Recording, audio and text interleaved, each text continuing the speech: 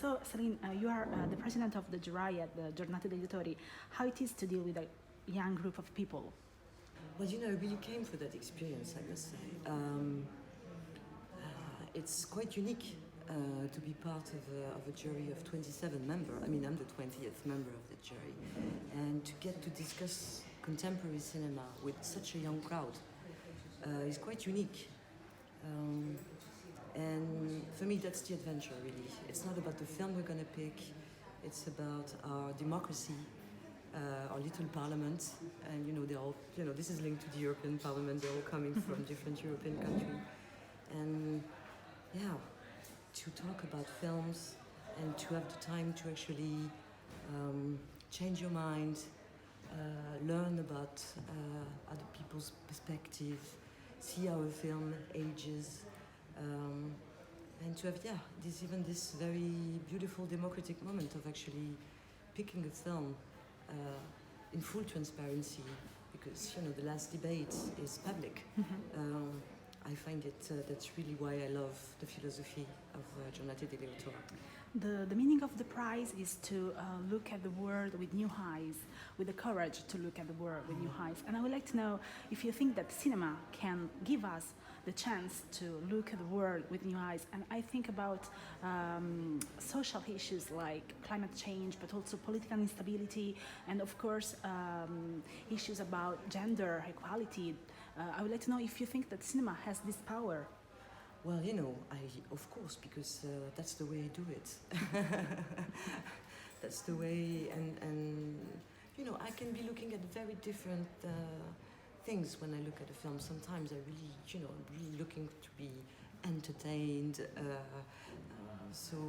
But the way I do films is to have an impact. And cinema is in danger right now. And so cinema itself has to take its own defense. And I think it's not by actually trying to bring this big compromise, but actually be more accurate, take more risk, and get in trouble with the world. So I always thought that cinema was a great tool to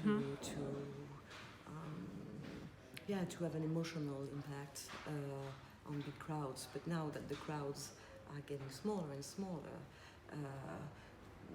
taking risk is advocating both for the social impact that can have cinema, but also cinema itself as important in our society, in our cities, in our communities.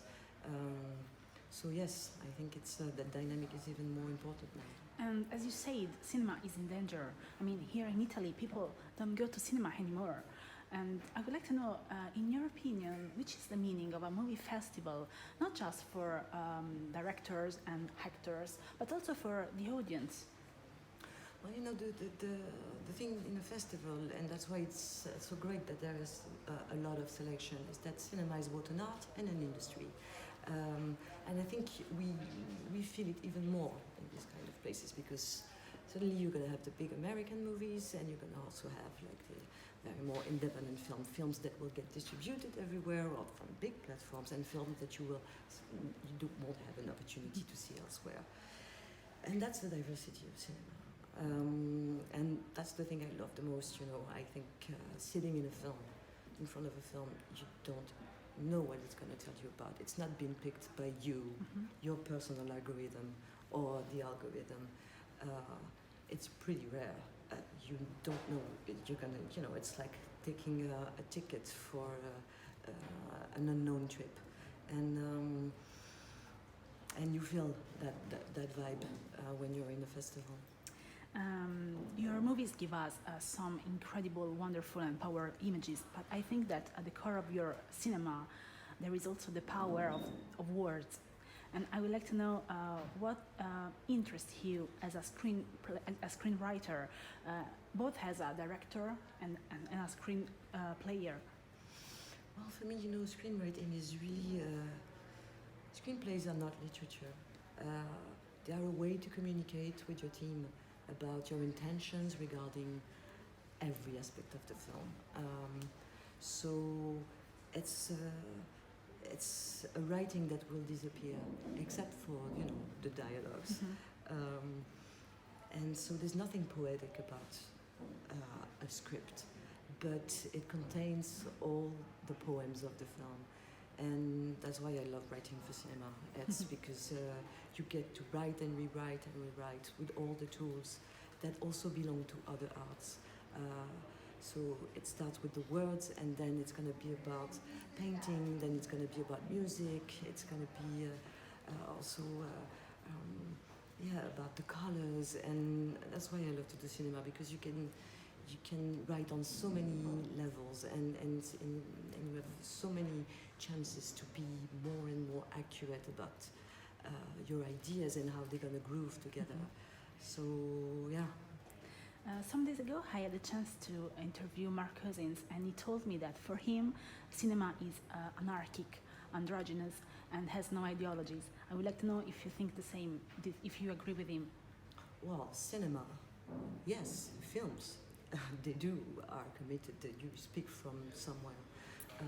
Of course, ideally, cinema has no gender, cinema has no, but that's not the way it's been built. At first, cinema was invented by women when there was no money. Even a French woman, Alice Guy made the first film of cinema. The first great star of the mute, they were also women.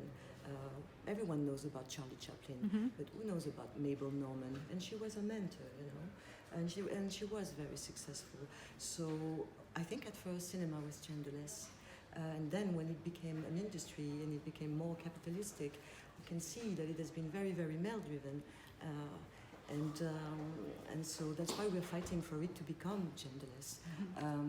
But it has been colonized a lot, and there's been a lot of monopole. We're fighting for that. You often, in your movies, you talk about childhood and adolescence, and I would like to know what attracted you the most about that season of life. Well, I think kids are the best characters for the cinema that I want to do, which is a cinema about where observation is vital. And kids, they are gaze. We always talk about kids, how curious they are, and have this particular gaze on the world. It's also a survival gaze. They have to understand they're dependent. And so a kid watching something, for me, is a very, very strong cinematic tension. That's why I love kids' character, and also collaborating with kids. It's the most joyful experience I've ever experimented on set. Portrait of a Young Woman on Fire is of course full of paintings, references, and thinking about your movie, I would like to ask you if you think that maybe painting is some sort of first form of cinema, because the painters have to choose colors and frame. Well, cinema for me has a lot more to do with the structure and an architecture of time and space than with a visual or a frame. Of course, painters have to deal with the idea of time passing in an image or time stopping in an image. But yes, cinema has to do with painting, but as much as it has to do with architecture and musicality. And so for me, yeah, it's I don't use painting as reference. I use painting as one of the arts that can nourish the cinema.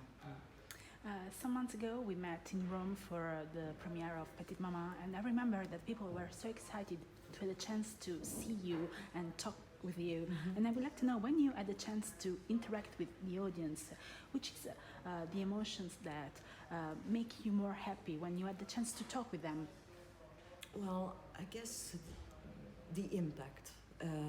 It's not about them saying nice things to you about the film.